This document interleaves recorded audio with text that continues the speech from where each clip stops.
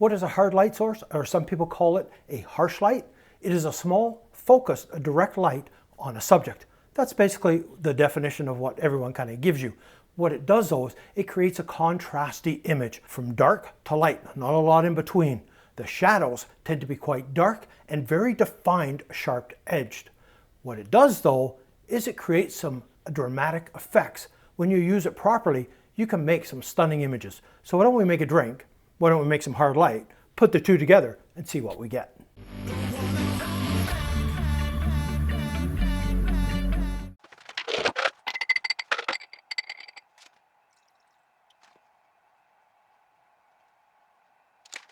Well, there we go. We've created our drink. Now we need to create that hard light. My name's Michael. If you're new to the channel, please subscribe so you're aware when I post new videos like this and you can keep yourself up to date with the latest, greatest content. So anyways, we've created our drink. The drink was basically water with a bit of food color, and you can see I put some blueberries in to do a bit of a garnish. Doesn't really matter what the drink is, it's just an example for this purpose.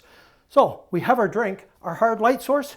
What is it? A small light source, remember? I'm using an Alien B800. There we go. There's our small light source shining, and because it's a drink, we're backlighting to get that glow through the drink. Now, I will kill this light in a minute so I can show you some of the effects. What we're looking at mainly is the shadow and how the direct light source, its position, affects the shadow and the hardness of the image. I'm going to come over on this side here, and I'm going to take my light. And if I move my light higher or lower, you can see how I change the shadow. Also, depending on where my light is in relation to the subject, it rotates the shadow, but this shortens or lengthens the shadow. Now, if I move back, what do you think happens? The light becomes a smaller light source and the shadow becomes harder. The closer I get to it, see how that shadow softened right out?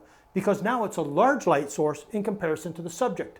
It's still small, still a little harder, but not as hard as that. That's basically the two takeaways, is the position of the light in height relation to the subject to the shadow. Also, the distance the light is from the subject. If you have a small light source and you want it harder, pull it away and you've created a smaller light source and a harder shadow. It's really that simple. I'm going to kill this light off now just so you can get a better look at that shadow. So give me a second here. That should show our shadow a bit better and you can have a better look at that.